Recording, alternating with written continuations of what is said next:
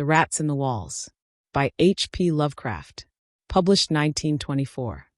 Disclaimer: this work contains language and views that are offensive and reflect the racist attitudes of the author, H.P. Lovecraft, who lived during a time when such language was more common but equally harmful. The inclusion of these terms is not intended to endorse or validate these views, but rather to acknowledge the historical context in which they were written. We encourage readers and listeners to engage critically with the text, understanding its significance, while also recognizing its troubling aspects. On July 16, 1923, I moved into Exham Priory after the last workman had finished his labors. The restoration had been a stupendous task, for little had remained of the deserted pile but a shell-like ruin. Yet because it had been the seat of my ancestors, I let no expense deter me. The place had not been inhabited since the reign of James I, when a tragedy of intensely hideous, though largely unexplained, nature had struck down the master, 5 of his children and several servants, and driven forth under a cloud of suspicion and terror the 3rd son, my lineal progenitor and the only survivor of the abhorred line. With this sole heir denounced as a murderer, the estate had reverted to the crown, nor had the accused man made any attempt to exculpate himself or regain his property. Shaken by some horror greater than that of conscience or the law, and expressing only a frantic wish to exclude the ancient edifice from his sight and memory, Walter Delapore, 11th Baron Exham, fled to Virginia and there founded the family which by the next century had become known as Delapore. Exham Priory had remained untenanted, though later allotted to the estates of the Norreys family and much studied because of its peculiarly composite architecture, an architecture involving Gothic towers resting on a Saxon or Romanesque substructure, whose foundation in turn was of a still earlier order or blend of orders, Roman, and even Druidic or native Cymric, if legends speak truly. This foundation was a very singular thing, being merged on one side with the solid limestone of the precipice from whose brink the priory overlooked a desolate valley 3 miles west of the village of Anchester. Architects and antiquarians loved to examine this strange relic of forgotten centuries, but the country folk hated it. They had hated it hundreds of years before, when my ancestors lived there, and they hated it now, with the moss and mold of abandonment on it. I had not been a day in Anchester before I knew I came of an accursed house. And this weak workmen have blown up Exham Priory, and are busy obliterating the traces of its foundations. The bare statistics of my ancestry I had always known, together with the fact that my first American forebear had come to the colonies under a strange cloud. Of details, however, I had been kept wholly ignorant through the policy of reticence always maintained by the Delapores. Unlike our planter neighbors, we seldom boasted of crusading ancestors or other medieval and Renaissance heroes, nor was any kind of tradition handed down except what may have been recorded in the sealed envelope left before the Civil War by every squire to his eldest son for posthumous opening. The glories we cherished were those achieved since the migration, the glories of a proud and honorable, if somewhat reserved and unsocial Virginia line. During the war our fortunes were extinguished and our whole existence changed by the burning of Carfax, our home on the banks of the James. My grandfather, advanced in years, had perished in that incendiary outrage, and with him the envelope that bound us all to the past. I can recall that fire today as I saw it then at the age of 7, with the Federal soldiers shouting, the women screaming, and the Negroes howling and praying. My father was in the army, defending Richmond, and after many formalities my mother and I were passed through the lines to join him.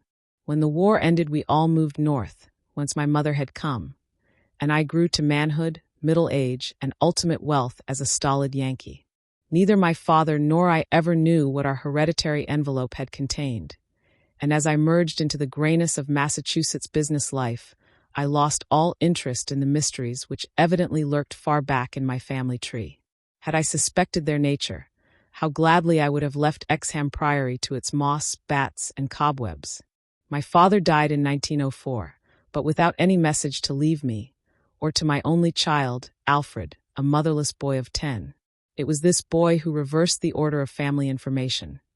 For although I could give him only jesting conjectures about the past, He wrote me of some very interesting ancestral legends when the late war took him to England in 1917 as an aviation officer.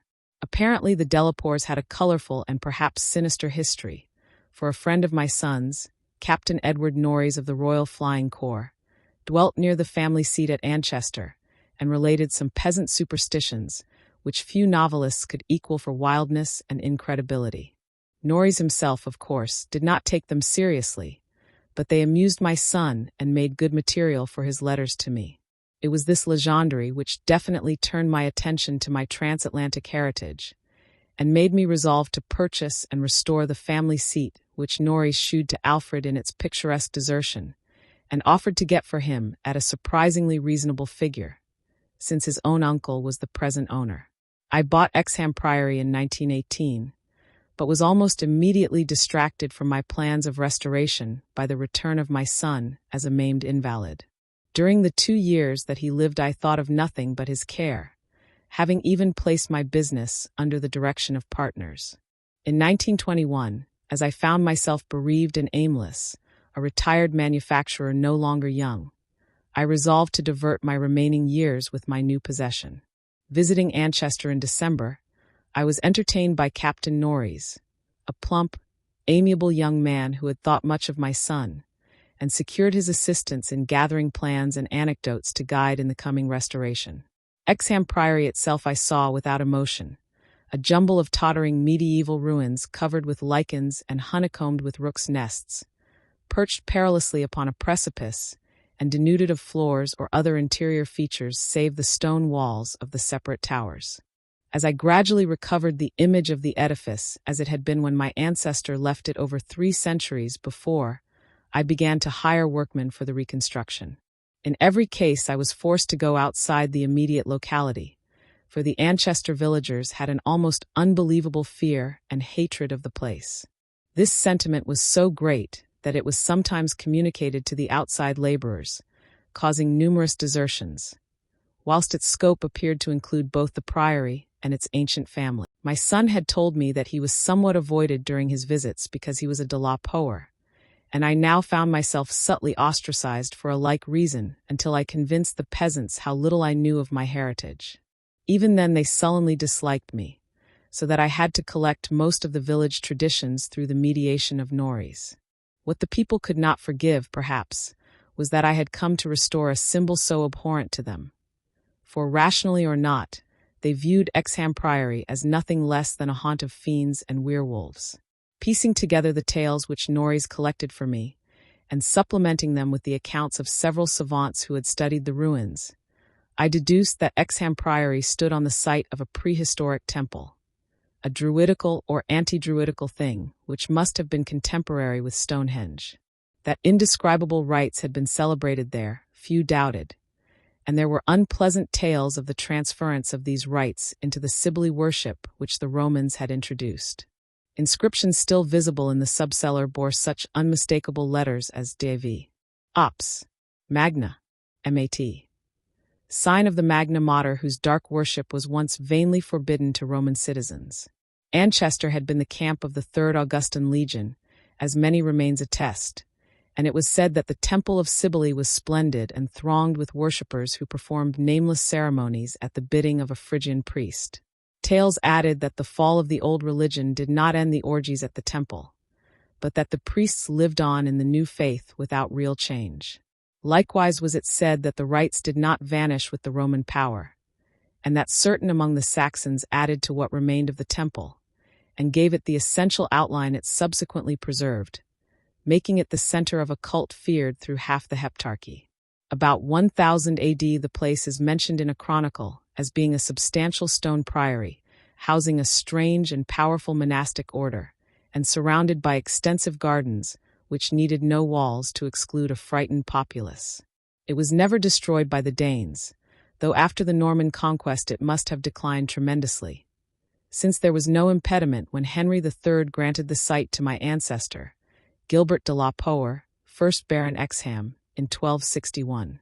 Of my family before this date there is no evil report, but something strange must have happened then.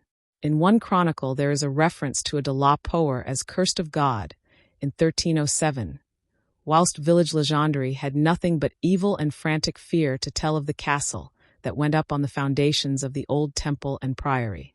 The fireside tales were of the most grisly description, all the ghastlier because of their frightened reticence and cloudy evasiveness. They represented my ancestors as a race of hereditary demons, beside whom Gilles de Retz and the Marquis de Sade would seem the veriest tyros, and hinted whisperingly at their responsibility for the occasional disappearance of villagers through several generations. The worst characters, apparently, were the barons and their direct heirs. At least, most was whispered about these. If of healthier inclinations, it was said, an heir would early and mysteriously die to make way for another more typical scion. There seemed to be an inner cult in the family, presided over by the head of the house, and sometimes closed except to a few members. Temperament rather than ancestry was evidently the basis of this cult, for it was entered by several who married into the family. Lady Margaret Trevor from Cornwall, wife of Godfrey, the second son of the 5th Baron, became a favorite bane of children all over the countryside, and the demon heroine of a particularly horrible old ballad not yet extinct near the Welsh border. Preserved in balladry, too, though not illustrating the same point, is the hideous tale of Lady Mary Delapore, who shortly after her marriage to the Earl of Shrewsfield was killed by him and his mother, both of the slayers being absolved and blessed by the priest to whom they confessed what they dared not repeat to the world. These myths and ballads, typical as they were of crude superstition, repelled me greatly.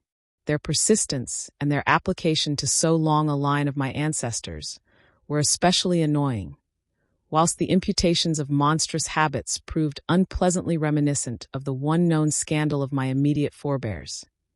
The case of my cousin, young Randolph Delapore of Carfax, who went among the Negroes and became a voodoo priest after he returned from the Mexican War. I was much less disturbed by the vaguer tales of wails and howlings in the barren, windswept valley beneath the limestone cliff, of the graveyard stenches after the spring rains, of the floundering, squealing white thing on which Sir John Clave's horse had trod one night in a lonely field, and of the servant who had gone mad at what he saw in the priory in the full light of day. These things were hackneyed spectral lore, and I was at that time a pronounced skeptic. The accounts of vanished peasants were less to be dismissed, though not especially significant in view of medieval custom. Prying curiosity meant death, and more than one severed head had been publicly shown on the bastions, now effaced, around Exham Priory. A few of the tales were exceedingly picturesque, and made me wish I had learnt more of comparative mythology in my youth. There was, for instance, the belief that a legion of bat-winged devils kept witches' Sabbath each night at the priory, a legion whose sustenance might explain the disproportionate abundance of coarse vegetables harvested in the vast gardens. And most vivid of all, there was the dramatic epic of the rats, the scampering army of obscene vermin which had burst forth from the castle 3 months after the tragedy that doomed it to desertion, the lean, filthy, ravenous army which had swept all before it and devoured fowl, cats, dogs, hogs, sheep, and even 2 hapless human beings before its fury was spent. Around that unforgettable rodent army a whole separate cycle of myths revolves, for it scattered among the village homes and brought curses and horrors in its train. Such was the lore that assailed me as I pushed to completion, with an elderly obstinacy, the work of restoring my ancestral home. It must not be imagined for a moment that these tales formed my principal psychological environment.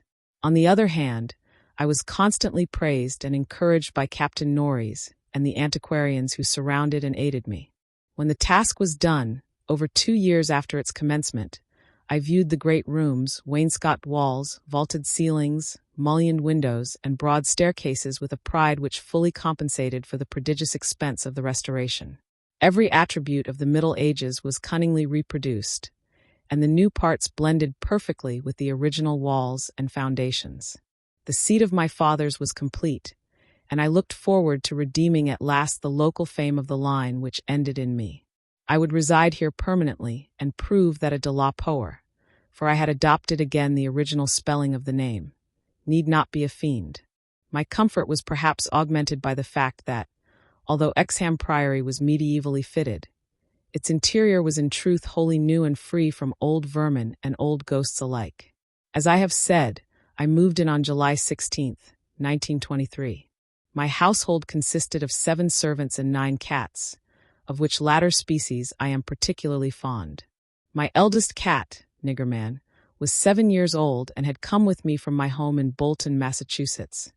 The others I had accumulated whilst living with Captain Norrie's family during the restoration of the Priory. For 5 days our routine proceeded with the utmost placidity, my time being spent mostly in the codification of old family data. I had now obtained some very circumstantial accounts of the final tragedy and flight of Walter Delapore, which I conceived to be the probable contents of the hereditary paper lost in the fire at Carfax. It appeared that my ancestor was accused with much reason of having killed all the other members of his household, except 4 servant confederates, in their sleep, about 2 weeks after a shocking discovery which changed his whole demeanor, but which, except by implication, he disclosed to no one save perhaps the servants who assisted him and afterward fled beyond reach. This deliberate slaughter, which included a father, 3 brothers, and 2 sisters, was largely condoned by the villagers, and so slackly treated by the law that its perpetrator escaped honored, unharmed, and undisguised to Virginia, the general whispered sentiment being that he had purged the land of an immemorial curse. What discovery had prompted an act so terrible, I could scarcely even conjecture. Walter Delapore must have known for years the sinister tales about his family, so that this material could have given him no fresh impulse. Had he then witnessed some appalling ancient rite, or stumbled upon some frightful and revealing symbol in the Priory or its vicinity, he was reputed to have been a shy, gentle youth in England. In Virginia he seemed not so much hard or bitter as harassed and apprehensive. He was spoken of in the diary of another gentleman adventurer, Francis Harley of Bellevue, as a man of unexampled justice, honor, and delicacy. On July 22nd occurred the first incident which, though lightly dismissed at the time, takes on a preternatural significance in relation to later events. It was so simple as to be almost negligible, and could not possibly have been noticed under the circumstances. For it must be recalled that since I was in a building practically fresh and new except for the walls, and surrounded by a well-balanced staff of servitors, apprehension would have been absurd despite the locality.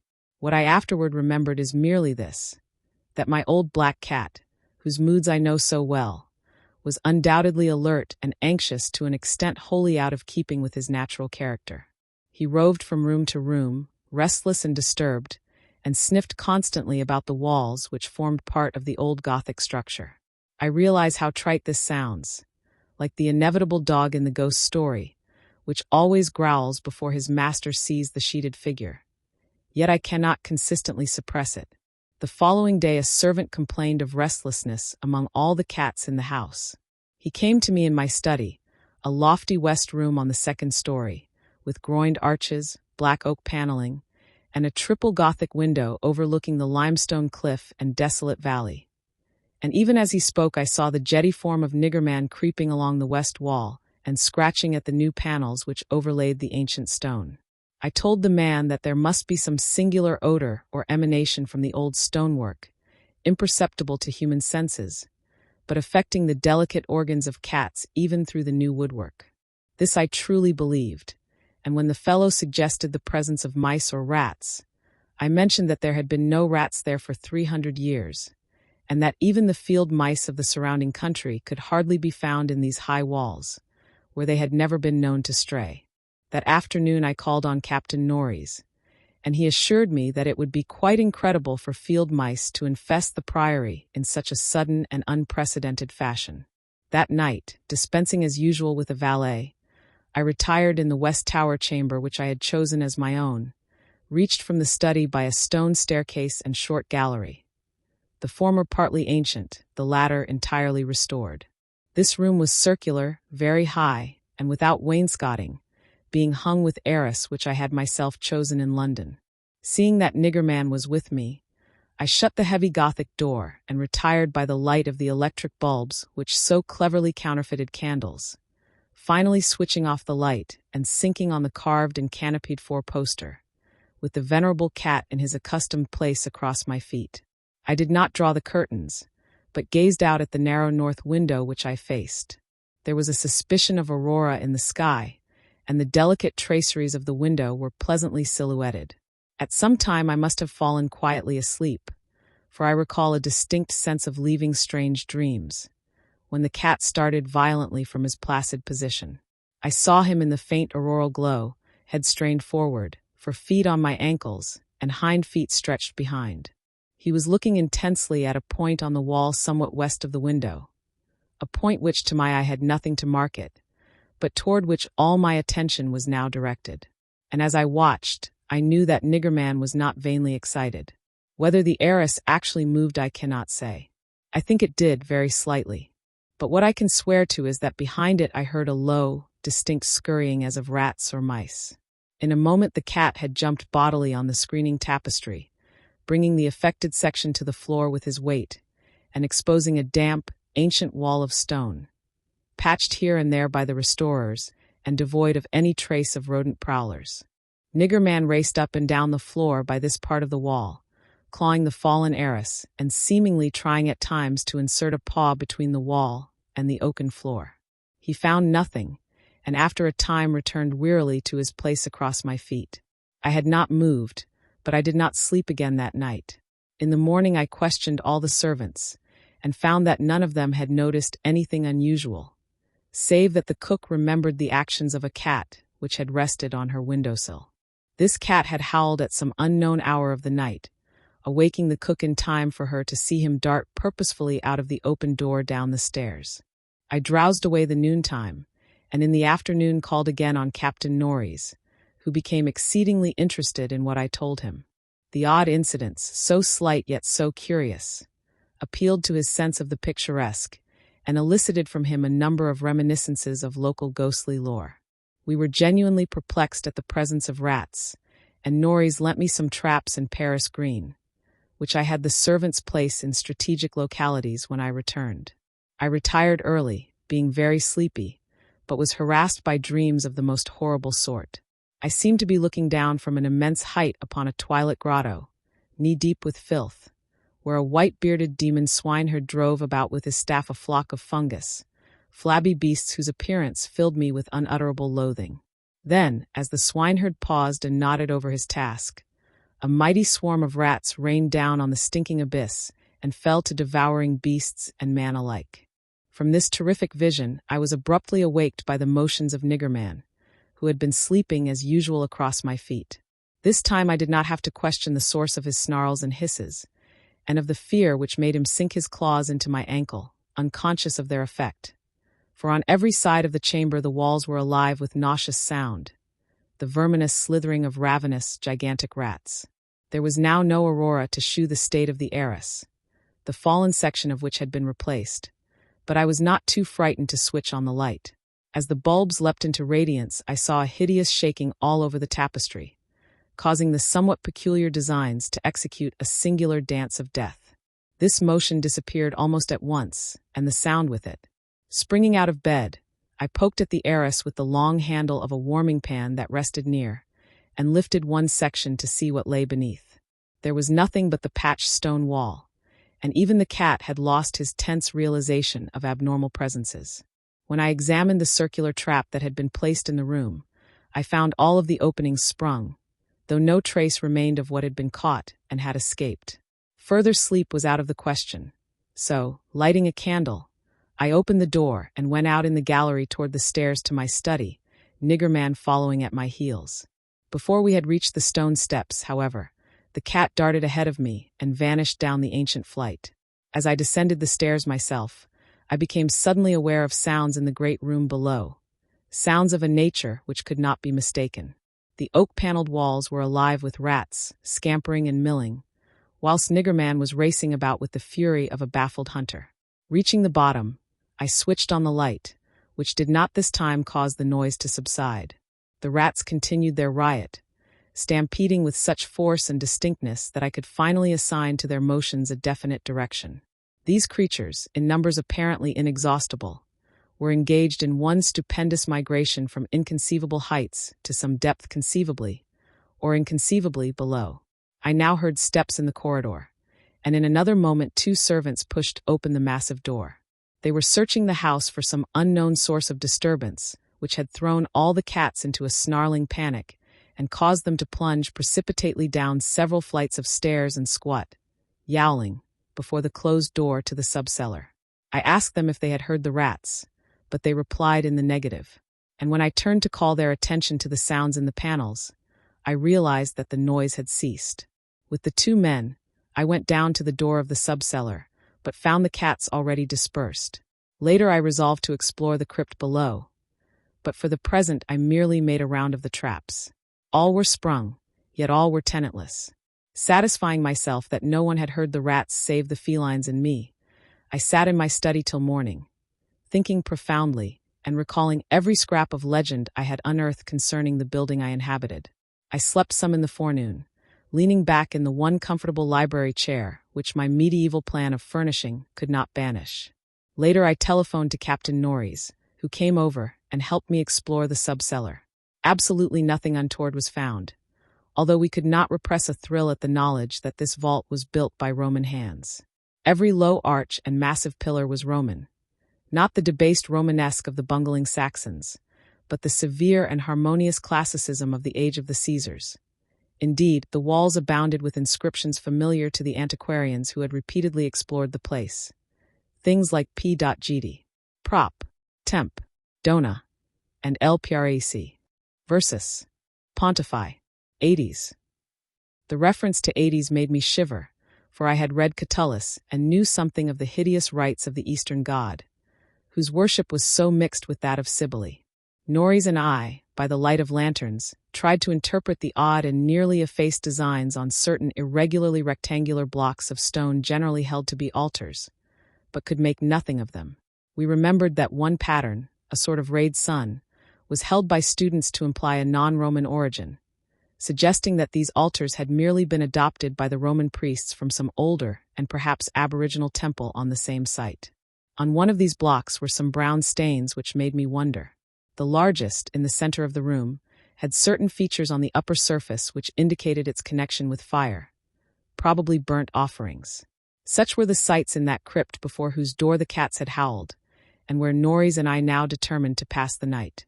Couches were brought down by the servants, who were told not to mind any nocturnal actions of the cats, and Niggerman was admitted as much for help as for companionship. We decided to keep the great oak door, a modern replica with slits for ventilation, tightly closed, and with this attended to, we retired with lanterns still burning to await whatever might occur. The vault was very deep in the foundations of the priory, and undoubtedly far down on the face of the beetling limestone cliff overlooking the waste valley. That it had been the goal of the scuffling and unexplainable rats I could not doubt, though why, I could not tell. As we lay there expectantly, I found my vigil occasionally mixed with half-formed dreams from which the uneasy motions of the cat across my feet would rouse me. These dreams were not wholesome, but horribly like the one I had had the night before. I saw again the twilit grotto, and the swineherd with his unmentionable fungus beasts wallowing in filth, and as I looked at these things they seemed nearer and more distinct, so distinct that I could almost observe their features. Then I did observe the flabby features of one of them, and awaked with such a scream that Niggerman started up, whilst Captain Norries, who had not slept, laughed considerably. Norries might have laughed more, or perhaps less, had he known what it was that made me scream, but I did not remember myself till later. Ultimate horror often paralyses memory. Norries waked me when the phenomena began. Out of the same frightful dream, I was called by his gentle shaking and his urging to listen to the cats. Indeed, there was much to listen to, for beyond the closed door at the head of the stone steps was a veritable nightmare of feline yelling and clawing, whilst Niggerman, unmindful of his kindred outside, was running excitedly around the bare stone walls, in which I heard the same babble of scurrying rats that had troubled me the night before. An acute terror now rose within me, for here were anomalies which nothing normal could well explain. These rats, if not the creatures of a madness which I shared with the cats alone, must be burrowing and sliding in Roman walls I had thought to be of solid limestone blocks. Unless perhaps the action of water through more than 17 centuries had eaten winding tunnels which rodent bodies had worn clear and ample. But even so, the spectral horror was no less. For if these were living vermin, why did not Norries hear their disgusting commotion? Why did he urge me to watch Niggerman and listen to the cats outside? And why did he guess wildly and vaguely at what could have aroused them? By the time I had managed to tell him, as rationally as I could, what I thought I was hearing, my ears gave me the last fading impression of the scurrying, which had retreated still downward, far underneath this deepest of subcellars till it seemed as if the whole cliff below were riddled with questing rats. Norris was not as skeptical as I had anticipated, but instead seemed profoundly moved. He motioned to me to notice that the cats at the door had ceased their clamor, as if giving up the rats for lost, whilst Niggerman had a burst of renewed restlessness, and was clawing frantically around the bottom of the large stone altar in the center of the room, which was nearer Norris's couch than mine. My fear of the unknown was at this point very great. Something astounding had occurred, and I saw that Captain Norris, a younger, stouter, and presumably more naturally materialistic man, was affected fully as much as myself, perhaps because of his lifelong and intimate familiarity with local legend. We could for the moment do nothing but watch the old black cat as he pawed with decreasing fervor at the base of the altar, occasionally looking up and mewing to me in that persuasive manner which he used when he wished me to perform some favor for him. Norris now took a lantern close to the altar and examined the place where Niggerman was pawing, silently kneeling and scraping away the lichens of centuries which joined the massive pre-Roman block to the tessellated floor. He did not find anything, and was about to abandon his effort when I noticed a trivial circumstance which made me shudder, even though it implied nothing more than I had already imagined. I told him of it, and we both looked at its almost imperceptible manifestation with the fixedness of fascinated discovery and acknowledgement. It was only this, that the flame of the lantern set down near the altar was slightly, but certainly flickering from a draught of air which it had not before received, and which came indubitably from the crevice between floor and altar where Norris was scraping away the lichens. We spent the rest of the night in the brilliantly lighted study, nervously discussing what we should do next. The discovery that some vault deeper than the deepest known masonry of the Romans underlay this accursed pile, some vault unsuspected by the curious antiquarians of 3 centuries, would have been sufficient to excite us without any background of the sinister. As it was, the fascination became twofold, and we paused in doubt whether to abandon our search and quit the priory forever in superstitious caution, or to gratify our sense of adventure and brave whatever horrors might await us in the unknown depths. By morning we had compromised, and decided to go to London to gather a group of archaeologists and scientific men fit to cope with the mystery. It should be mentioned that before leaving the subcellar we had vainly tried to move the central altar, which we now recognized as the gate to a new pit of nameless fear. What secret would open the gate? Wiser men than we would have to find. During many days in London, Captain Norris and I presented our facts, conjectures, and legendary anecdotes to 5 eminent authorities, all men who could be trusted to respect any family disclosures which future explorations might develop. We found most of them little disposed to scoff, but instead intensely interested and sincerely sympathetic. It is hardly necessary to name them all, but I may say that they included Sir William Brinton, whose excavations in the Troad excited most of the world in their day. As we all took the train for Anchester, I felt myself poised on the brink of frightful revelations, a sensation symbolized by the air of mourning among the many Americans at the unexpected death of the president on the other side of the world. On the evening of August 7th, we reached Exham Priory, where the servants assured me that nothing unusual had occurred. The cats, even old Niggerman, had been perfectly placid, and not a trap in the house had been sprung. We were to begin exploring on the following day, awaiting which I assigned well-appointed rooms to all my guests. I myself retired in my own tower chamber, with Niggerman across my feet. Sleep came quickly, but hideous dreams assailed me. There was a vision of a Roman feast like that of Trimalchio, with a horror in a covered platter. Then came that damnable, recurrent thing about the swineherd and his filthy drove in the twilit grotto. Yet when I awoke it was full daylight, with normal sounds in the house below. The rats, living or spectral, had not troubled me, and Niggerman was quietly asleep. On going down, I found that the same tranquility had prevailed elsewhere, a condition which one of the assembled savants, a fellow named Thornton, devoted to the psychic, rather absurdly laid to the fact that I had now been shown the thing which certain forces had wished to shew me. All was now ready, and at 11 a.m. our entire group of 7 men, bearing powerful electric searchlights and implements of excavation, went down to the subcellar and bolted the door behind us.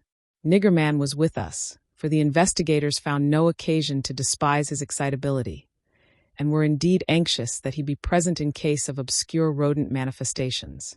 We noted the Roman inscriptions and unknown altar designs only briefly, for 3 of the savants had already seen them, and all knew their characteristics. Prime attention was paid to the momentous central altar, and within an hour Sir William Brinton had caused it to tilt backward, balanced by some unknown species of counterweight. There now lay revealed such a horror as would have overwhelmed us had we not been prepared.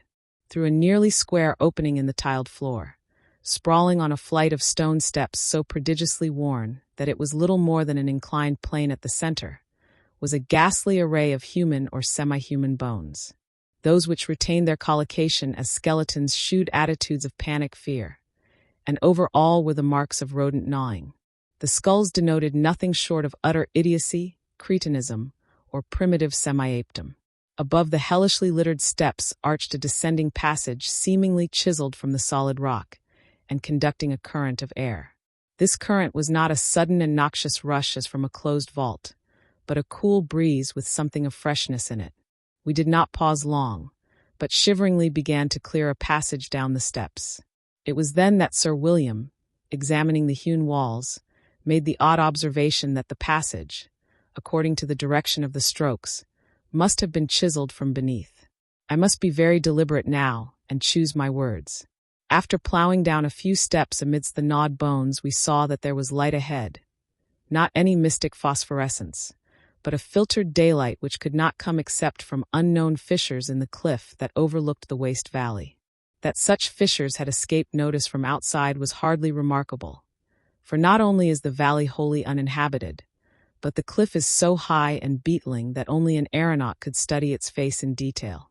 A few steps more, and our breaths were literally snatched from us by what we saw, so literally that Thornton, the psychic investigator, actually fainted in the arms of the dazed man who stood behind him. Norris, his plump face utterly white and flabby, simply cried out inarticulately, whilst I think that what I did was to gasp or hiss and cover my eyes. The man behind me, the only one of the party older than I, croaked the hackneyed "My God," in the most cracked voice I ever heard. Of 7 cultivated men, only Sir William Brinton retained his composure, a thing more to his credit because he led the party and must have seen the sight first. It was a twilit grotto of enormous height, stretching away farther than any eye could see, a subterraneous world of limitless mystery and horrible suggestion. There were buildings and other architectural remains. In one terrified glance I saw a weird pattern of tumuli, a savage circle of monoliths, a low-domed Roman ruin, a sprawling Saxon pile, and an early English edifice of wood. But all these were dwarfed by the ghoulish spectacle presented by the general surface of the ground. For yards about the steps extended an insane tangle of human bones, or bones at least as human as those on the steps. Like a foamy sea they stretched, some fallen apart, but others wholly or partly articulated as skeletons.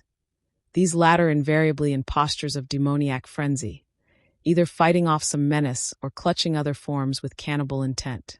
When Dr. Trask, the anthropologist, stooped to classify the skulls, he found a degraded mixture which utterly baffled him. They were mostly lower than the Piltdown man in the scale of evolution, but in every case definitely human. Many were of higher grade, and a very few were the skulls of supremely and sensitively developed types. All the bones were gnawed, mostly by rats, but somewhat by others of the half-human drove.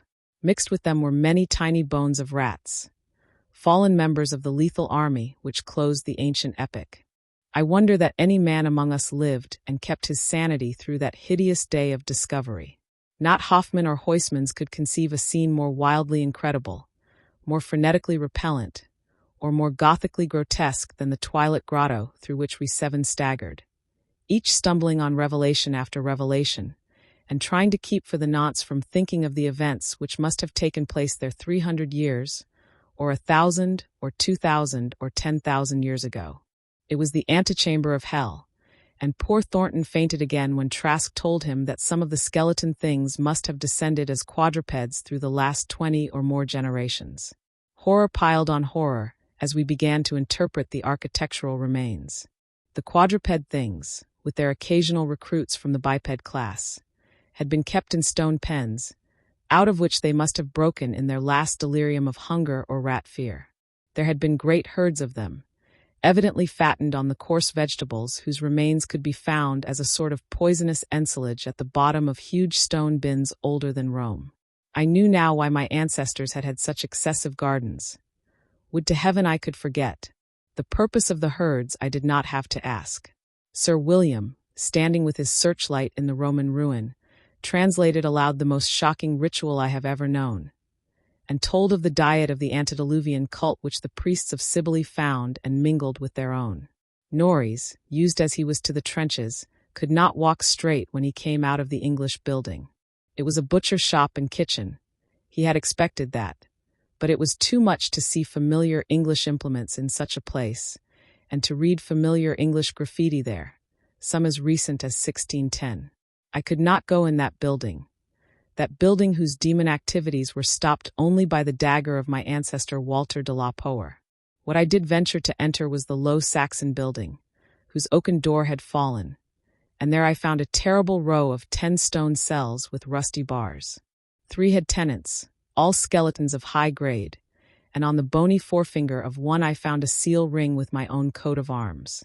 Sir William found a vault with far older cells below the Roman chapel, but these cells were empty.